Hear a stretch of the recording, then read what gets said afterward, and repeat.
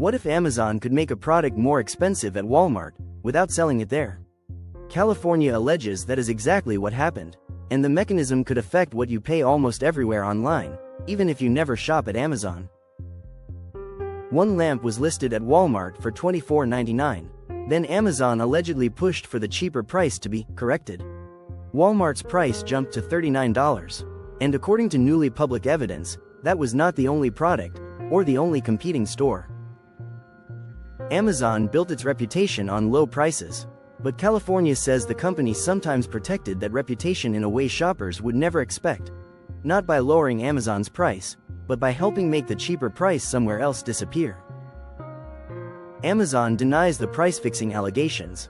It says retailers control their own prices, the state's legal theory is flawed, and Amazon is consistently recognized as one of America's lowest-priced online retailers. The case has not gone to trial, and the allegations have not been proven in court. But the records released in 2026 reveal something much bigger than a fight over one lamp. They show how one powerful retailer may be able to influence prices across the internet, and why checking Walmart, Target, or a brand's own website might not protect you. Once you understand the machinery behind it, seeing the same price everywhere no longer feels reassuring. To see why, you need to understand one small box on Amazon's website. Literally, the buy box. When you open a product page, you usually see one prominent offer beside the big yellow, add to cart, and orange, buy now, buttons. That position is incredibly valuable.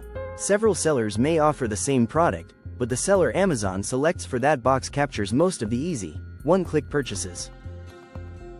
Amazon says price is only one factor used to decide which offer appears there. Delivery speed, inventory, customer service, and reliability matter too. That makes sense. A cheap offer is not much of a bargain if it never arrives. But California alleges that Amazon also watches what a seller's product costs away from Amazon. If Amazon finds a lower price somewhere else, the seller can lose the buy box, lose visibility, face advertising restrictions, or receive demands that compensate Amazon for matching the cheaper price. Think about the choice that creates for a brand. You can offer a discount on your own website, where your costs may be lower. But if that discount damages your sales on the largest online marketplace in America, was it really your choice? The safest move may be to charge the same higher price everywhere. Suddenly, a policy that appears to keep Amazon competitive can create something very different, a price floor across the internet. And this is where the allegations become personal. In one example described by California, a modern table lamp was listed at Walmart for $24.99 while Amazon's price was higher. Internal communications cited in the case allegedly show pressure to correct the competing price. The Walmart price later rose to $39. In another example, khaki pants were cheaper on Walmart's website. Amazon contacted the vendor, Levi Strauss, about the lower listings. According to the court filing, Levi's then reported that it had spoken with Walmart and the price returned to $29.99. California also describes a trash can sold by Song Mics. When Wayfair discounted it, Amazon allegedly complained to the supplier. The supplier then urgently asked Wayfair to stop running the deal. Pet treats, eye drops, furniture, garden products. These were not glamorous luxury purchases. They were the kind of boring, everyday items people comparison shop because saving $10 or $15 actually matters. And notice what did not happen in these examples, according to the state. Amazon did not always beat the cheaper price. The allegation is that it sometimes worked through the supplier until the cheaper option moved up or disappeared. That is the exact opposite of how most people imagine price matching. We assume the expensive store sees a bargain and lowers its price. But what if the powerful store can push the bargain upward instead? This only works when one retailer matters so much that brands cannot afford to ignore it. Amazon has hundreds of millions of Prime members worldwide and is often the first place Americans go to research a product, even when they eventually buy it somewhere else. That gives Amazon two kinds of power. It has customers, and it has the ability to deny sellers access to those customers. For a small brand, losing the buy box for a popular product can be devastating. Losing search visibility can make the product practically invisible. So when Amazon flags a lower price somewhere else, The fastest solution may not be to make Amazon cheaper. It may be to make every other store more expensive. This creates a nasty loop.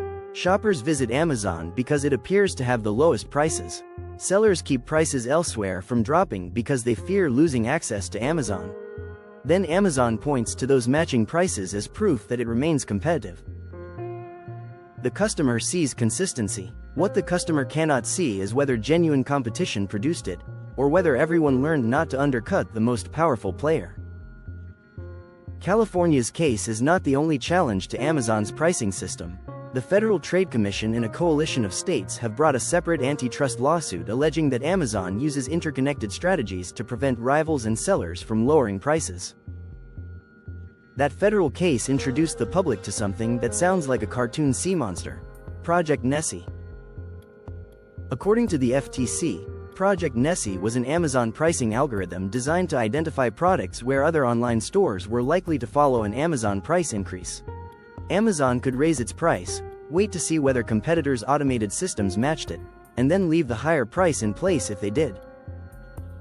The FTC alleges that Project Nessie generated more than $1 billion in additional profit for Amazon between 2016 and 2018. The agency argues that shoppers paid more both on Amazon and at stores whose pricing systems followed Amazon upward. Amazon says that description grossly mischaracterizes an old algorithm. The company has said Nessie was intended to prevent its price matching system from creating unusually low, unsustainable prices, that it did not work as intended, and that it was discontinued years ago. That distinction matters. Project Nessie is not evidence that Amazon is secretly running the same program today. But it reveals how automated pricing can transform one retailer's experiment into a market-wide price increase before a human shopper even notices. Online prices are not stickers placed on shelves once a week. They can change constantly. Retailers monitor one another, sellers use repricing software, and algorithms respond to movements across the market in seconds. In theory, that technology should create fierce competition. One store cuts its price, another responds, and consumers win. But algorithms do not care whether the movement is down or up. If every system treats Amazon as the market leader, Amazon does not merely respond to the market. It can become the signal the rest of the market follows. Now add seller fees to the equation. The FTC alleges that Amazon charges many marketplace sellers fees that can consume a substantial portion of each sale when fulfillment and advertising are included. Sellers do not absorb every cost out of kindness. They build costs into product prices. And because pricing lower on another website can threaten a seller's position on Amazon, those Amazon-related costs may spread beyond Amazon's own checkout page. That is what makes this story so much bigger than whether one website is expensive. The allegation is that Amazon's power can turn its own economics into everybody else's economics.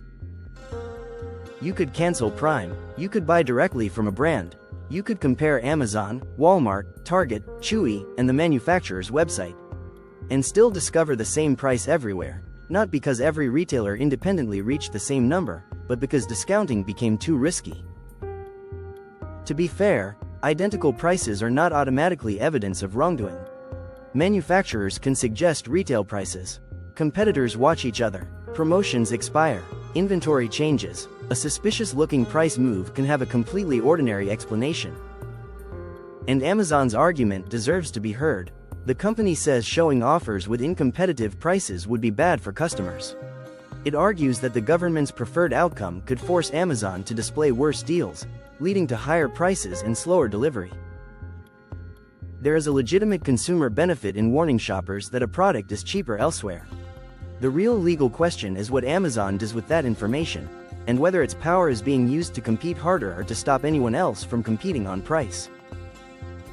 California asked a court to restrict several alleged practices before the case reaches trial. Amazon has fought the request, arguing that the state lacks evidence of an illegal agreement between retailers.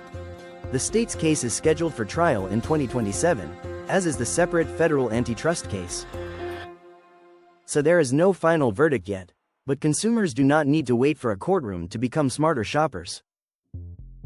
First, stop treating the same price on 5 websites as proof that the price is fair. It only proves that the price is common. Check a product's price history, not just its current competitors. Second, search by the exact model number. Retailers sometimes sell nearly identical versions that make comparison difficult. The product name may be marketing. The model number tells you whether you are actually comparing the same thing. Third, look beyond the largest marketplaces. A manufacturer's website, a specialty retailer, a local store, or a warehouse club may offer a better total value, even if the base price looks identical, through a coupon, bundle, warranty, pickup discount, or loyalty credit. And finally, do not let Prime shipping erase the math. Free delivery is useful, but it can make a higher product price feel invisible. Compare the final cost, return policy, delivery date, and warranty, not just the convenience of one button. Amazon did not become enormous by being bad at serving customers. It made online shopping astonishingly easy, built a delivery network competitors struggled to match, and forced the entire retail industry to move faster. But convenience creates leverage, and the more the internet organizes itself around one company's prices, rules, and buttons, the less that company needs to be the cheapest store. It only needs to remain the store every seller is afraid to lose.